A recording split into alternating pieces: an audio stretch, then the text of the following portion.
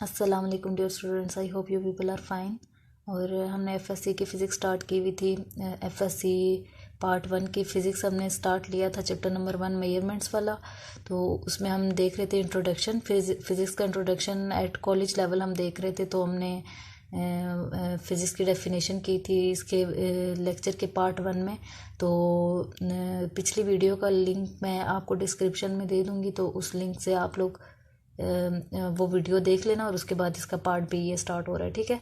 तो माइक्रोस्कोपिकली हमने इसका स्कोप देख लिया था, अब हम माइक्रोस्कोपिकली देख रहे हैं कि फ़िज़िक्स का स्कोप क्या है, फ़िज़िक्स कहाँ कहाँ यूज़ हो रही है, ठीक है। तो माइक्रोस्कोपिकली देखें हम फ़िज़िक्स को कहाँ कहाँ यूज़ करते हैं। क्वांटम फिज़िक्स आ जाती है माइक्रोस्कोप लेवल पे। तो उसमें हम एटम को स्टडी करने के लिए हम फिज़िक्स पढ़ते हैं। न्यूक्लियर फिज़िक्स को स्टडी करने के लिए न्यूक्लियस जो होता है ना, एटम के अंदर जो न्यूक्लियस होता है, तो उस न्यूक्लियस के अंदर की एक फिज़िक्स होती है, ठीक है। वो हम न्यूक्लियर फिज़िक्स में स्टार्ट करते हैं। जैसे 10th क्लास में आप लोगों ने लास्ट चैप्टर में पढ़ा होगा न्यूक्लियर फिज़िक्स के बारे में। तो न्यूक्लियर फिज़िक्स की डेफिनेशन भी देखी थी आपने ये, और ये एक अलग ब्रांच भी है फिज़िक्स की। इसके अलावा हम नेचर ऑफ इलेक्ट्रॉन देखते हैं, ये भी न्यूक्लियस के अंदर की चीज़ें हैं सारी, ठीक है। तो इलेक्ट्रॉन की कैसी नेचर है और प्रोटॉन की नेचर कैसी है, इसके अलावा सेमीकंडक्टर्स के बीच में, ठीक है। ये हमारा हो गया माइक्रोस्कोपिकली इसका फिज़िक्स का स्कोप। अब हम आते हैं इंटरेस्ट ऑफ फिज़िक्स, ठीक है। मैंने आपको कहा था कि फ़िज़िक्स इंटरेस्टिंग भी है। तो आप लोग कहेंगे फ़िज़िक्स इंटरेस्टिंग कैसे है, तो बहुत बोरिंग है, बहुत मुश्किल है और बहुत बोर सब्जेक्ट है।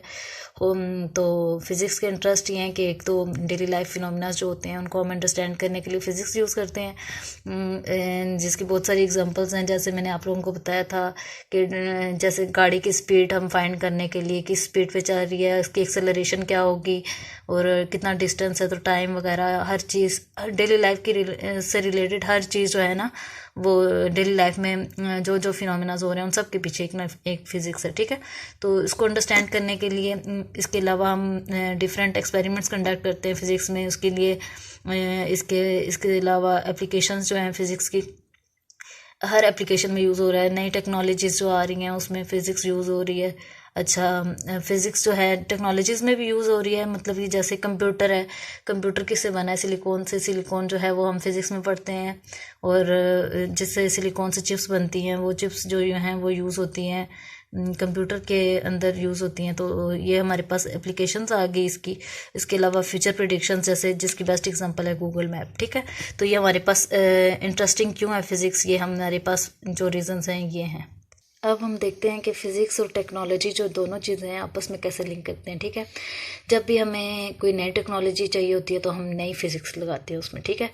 तो कैसे, मैं आपको एग्जांपल देती हूँ सिलिकॉन चिप्स की। जैसे हमने सिलिकॉन चिप्स जो हैं वो कहाँ यूज़ हो रहे हैं, सेमीकंडक्टर्स में। सेमीकंडक्टर्स जो हैं वो कहाँ यूज़ होते हैं, लैपटॉप में भी, मोबाइल में भी और टीवी में भी, ठीक है, टेलीविज़न में भी। तो एक एग्जांपल सिलिकॉन चिप्स की होगी। जब भी कोई नई टेक्नोलॉजी, हमने नई चीज़ बनानी होती है, कोई नया मोबाइल बनाना होता है, मोबाइल का कोई नया मॉडल बनाना होता है, या टीवी। जैसे पहले पहले कौन से टीवी हुआ करते थे जिनके ऊपर जिनकी एलईडी बहुत बड़ी हुआ करती थी। अब आजकल छोटे से छोटा जो है ना, छोटे से छोटा और मोबाइल आ गया, और बड़े से बड़ी एलसीडी स्क्रीन आ गई हमारे सामने, ठीक है। तो ये सब कुछ किसकी है, फिज़िक्स की वजह से ये नई टेक्नोलॉजी आ रही है, ठीक है। इंसान को जब नई टेक्नोलॉजी चाहिए होती है तो वो नई फिज़िक्स ईजाद करता है। तो अब दूसरी एग्जांपल हम कौन सी लेते हैं, इलेक्ट्रोमैग्नेटिक वेव्स। इलेक्ट्रोमैग्नेटिक वेव्स का फिनोमेना हम स्टडी करते हैं, वो कहाँ यूज़ हो रहा है, वायरलेस कम्युनिकेशन में। तो तीसरी एग्जांपल हमारे पास क्या है, इलेक्ट्रोमैग्नेटिक इंडक्शन। ये भी हमने 10th क्लास में पढ़ा हुआ है। तो इलेक्ट्रोमैग्नेटिक इंडक्शन कहाँ यूज़ हो रही है, एसी में, ठीक है। इलेक्ट्रोमैग्नेटिक इंडक्शन का फिनोमेना हमने पढ़ा हुआ है, वो अल्टरनेटिंग करंट होता है हमारे पास जो एसी। वो अब एसी कहाँ यूज़ हो रहा है, एसी हमारे पास ट्रांसफार्मर में भी यूज़ हो रहा है और जनरेटर में भी यूज़ हो रहा है, ठीक है। तो इस तरह से हमने देख लिया फिज़िक्स और टेक्नोलॉजी का आपस में क्या लिंक है। इसको हम ऐसे भी कह सकते हैं कि need of technology give rise to new physics. अच्छा, एक ही बात है, जब नई टेक्नोलॉजी चाहिए होती है तो नई फिजिक्स की ज़रूरत पड़ती है, या जो नई फिज़िक्स है वो उसको स्टडी करने के लिए नई टेक्नोलॉजीज़ बनाई जाती हैं, ठीक है। अब हम किस पे आते हैं कि need of technology give rise to new physics कैसे। जैसे पहले पहले बड़े बड़े ही स्टीम इंजन हुआ करते थे, बहुत स्पेस ऑक्यूपाई करते थे। तो उसके लिए हमने नई फिज़िक्स जो है उसमें, नई फिज़िक्स में हम क्या पढ़ते हैं, थर्मोडायनेमिक्स। थर्मोडायनेमिक्स से हमने हीट इंजन निकाला, और हीट इंजन के बाद फिर हम डीजल इंजन पे आ गए, ठीक है। तो नीड ऑफ टेक्नोलॉजी की ज़रूरत पड़ी तो उसने क्या, which give rise to new physics, जिसकी वजह से हमने नई फिजिक्स पढ़ी। ठीक है, तो ये इसका दूसरा एस्पेक्ट हो गया। तो अब हम देखते हैं फिजिक्स के जो है हमारे पास, फिजिक्स और टेक्नोलॉजी भी हमने देख लिया। अब हम देखते हैं कि टेक्नोलॉजी की ज़रूरत क्यों पड़ी और नई फिजिक्स की पढ़ने की ज़रूरत क्यों पड़ी। अब तीसरी जो चीज़ है वो हमने फंडामेंटल फोर्सेस देखनी है, नेचर में कितनी है। ठीक है, तो ये टोटल 4 फोर्सेस होती हैं फंडामेंटल फोर्सेस, जिससे मिलके बाकी फोर्सेस बनती हैं। ठीक है, अच्छा, अब दुनिया में टोटल 4 फोर्सेस हैं। ठीक है, एक ग्रेविटेशनल फोर्स है, एक न्यूक्लियर फोर्स है, एक इलेक्ट्रोमैग्नेटिक फोर्स है, और एक जो है न्यूक्लियर फोर्स मैंने 2 बार लिख दिया। तो ये जो 2 बार है ना न्यूक्लियर फोर्स, एक है हमारे पास वीक न्यूक्लियर फोर्स और दूसरी है हमारे पास स्ट्रॉन्ग न्यूक्लियर फोर्स।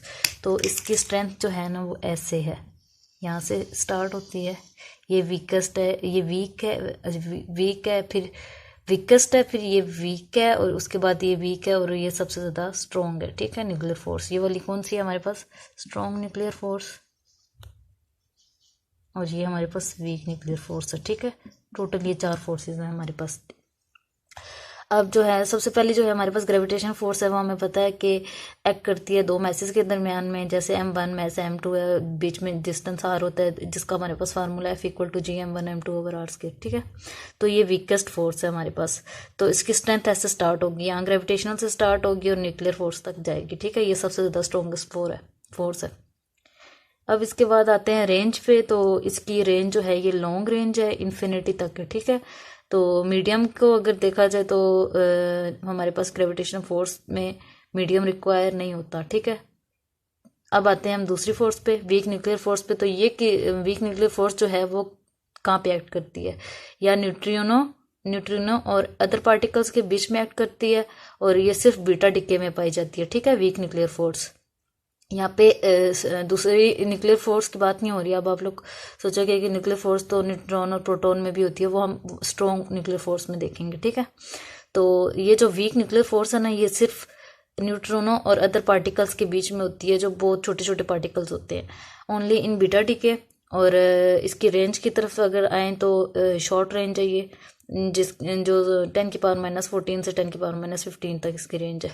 अब आते हैं इलेक्ट्रोमैग्नेटिक फोर्स पे। तो ये एक्ट करती है हमारे पास 2 चार्जेस के बीच में। ठीक है, Q1 Q2 हो गया, जो हमने कूलम लॉ में भी देखा था, F=K Q1 Q2/r²। ठीक है, रेंज की तरफ आएँ तो हाँ ये लॉन्ग रेंज है, इन्फिनिटी तक इसकी रेंज है। डज नॉट रिक्वायर मीडियम, इसके लिए किसी मीडियम की ज़रूरत नहीं होती इलेक्ट्रोमैग्नेटिक फोर्स के लिए। अब अगर देखा जाए तो as compare to gravitational force और वीक न्यूक्लियर फोर्स ये थोड़ी सी स्ट्रॉन्ग होती है। ठीक है, चार्जेस के दरमियान है जो।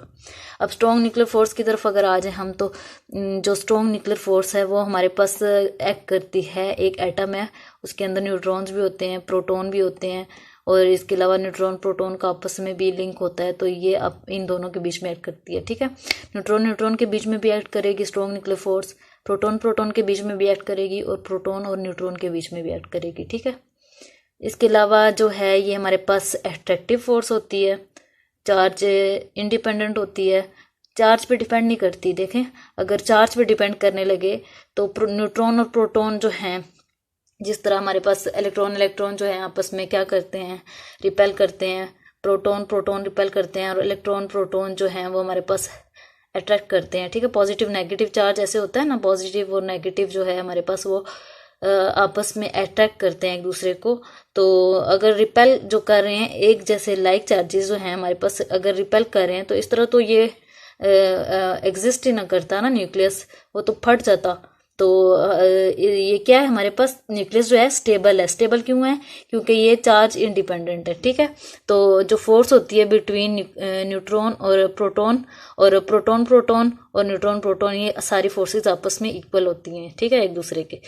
रेंज पे आए तो ये हमारे पास शॉर्ट रेंज है। ठीक है, तो सबसे ज़्यादा स्ट्रॉन्गेस्ट जो है ना वो न्यूक्लियर फोर्स है। तो अब हमने ये 4 फंडामेंटल फोर्सेस देख ली। नेचर में 4 फंडामेंटल फोर्सेस ये एग्जिस्ट करती हैं, बाकी जितनी भी फोर्सेस हैं वो इनसे मिलके बनती हैं। अब इन्हीं फोर्सेस की अगर स्ट्रेंथ देखी जाए, तो अगर हमारे पास फर्ज करो कि स्ट्रॉन्ग न्यूक्लियर फोर्स 1 है, ठीक है, इसकी स्ट्रेंथ है 1, तो जो इलेक्ट्रोमैग्नेटिक फोर्स होगी ना वो 1 / 100 होगी, मतलब इतनी कम हो जाएगी, 10⁻⁻2 0.001। ठीक है,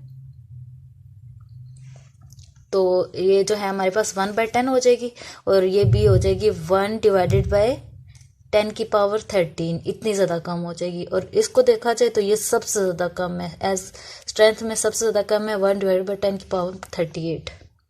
अब रेंज की तरफ अगर हम आ जाएं तो जो हमारे पास है ग्रेविटेशनल फोर्स वो लॉन्ग रेंज है, ठीक है।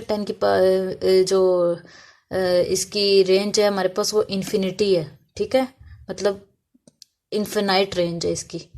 ग्रेविटेशनल फोर्स की रेंज बहुत ज़्यादा है। वीक न्यूक्लियर फोर्स की तो कम रेंज है, 10⁻⁻14 से 10⁻⁻15 मीटर तक है, बस इतनी रेंज है। तो इलेक्ट्रोमैग्नेटिक फोर्स है फिर ये भी बहुत ज़्यादा स्ट्रॉन्ग है, ये मैसेज के बीच में है, और ये हमारे पास क्या है इलेक्ट्रोमैग्नेटिक फोर्स, ये चार्जेस के बीच में है। तो ये दोनों जो फोर्सेस है ना वो जो हैं उनकी रेंज बहुत ज़्यादा है, इन्फिनिटी तक है। तो इसके बाद आती है स्ट्रॉन्ग न्यूक्लियर फोर्स, उसकी रेंज भी शॉर्ट रेंज है, 10⁻⁻14 से 10⁻⁻15 मीटर तक। तो जो न्यूक्लियर फोर्सेज है ना वीक हो जाए या स्ट्रॉन्ग हो जाए, इन दोनों की शॉर्ट रेंज है, और जो ग्रेविटेशनल फोर्स है और इलेक्ट्रोमैग्नेटिक फोर्स है इन दोनों की जो रेंज है वो इन्फिनिटी तक है, ठीक है। अब ये थे कुछ क्वेश्चन जो हमने इंट्रोडक्शन में किए या सीखे। तो अगर आप लोगों को इस तरह से फ़िज़िक्स को पढ़ना आसान लगता है, समझना आसान लगता है, तो हम लोगों ने फ़िज़िक्स को ब्रांचेस में भी डिवाइड कर दिया। इससे पहले वाले लेक्चर में मैंने आपको बताया कि फ़र्स्ट ईयर में आप कौन कौन से चैप्टर पढ़ोगे, और वो माइक्रोस्कोपिकली या माइक्रोस्कोपिकली किस तरह से हमने उसका स्कोप देखा, और किस तरह से हमने उनको डिवाइड किया चैप्टर्स को। फर्स्ट ईयर वाले कौन से थे, सेकेंड ईयर वाले कौन से थे, कौन सी ब्रांचेस हम फर्स्ट ईयर में या कौन से टॉपिक्स फर्स्ट ईयर में देखेंगे, कौन से सेकंड ईयर में देखेंगे, इस तरीके से हमने इनको डिवाइड किया है। और इस तरह से हमने इसका इंट्रोडक्शन देख लिया पार्ट ए में भी और पार्ट बी में भी, ठीक है। तो हमने फर्स्ट ईयर की फिजिक्स और सेकंड ईयर की फिजिक्स का इंट्रोडक्शन देख लिया। अब हम फर्स्ट ईयर का चैप्टर नंबर 1 स्टार्ट लेंगे, मेजरमेंट्स वाला, और उसमें फिर हम मेजरमेंट्स देखेंगे क्या होती हैं, और इसका हम थोड़ा सा इंट्रोडक्शन लेंगे। उसके बाद हम फिजिकल क्वांटिटीज़ देखेंगे क्या होती हैं, फिर उसमें बेस और ड्राइव क्वांटिटीज़ आ जाएंगी। तो वो नेक्स्ट लेक्चर में इंशाल्लाह हम वो पढ़ेंगे, ठीक है। उसके साथ साथ मैं देखूंगी आप लोगों को साथ साथ न्यूमेरिकल भी करवा दूंगी। एक टॉपिक पढ़ेंगे तो उसके साथ जो न्यूमेरिकल होगा और जो एग्जाम्पल होगी वो भी मैं आप लोगों को समझा दूंगी, ठीक है। तो कोई चीज़ अगर आप लोगों को समझ ना आए तो आप लोग कमेंट में पूछ सकते हैं, मैं आपको उसका आंसर कर दूंगी। Okay, thanks for watching. अपना बहुत सा ख्याल रखिएगा और दुआ में याद रखिएगा। अल्लाह हाफिज़।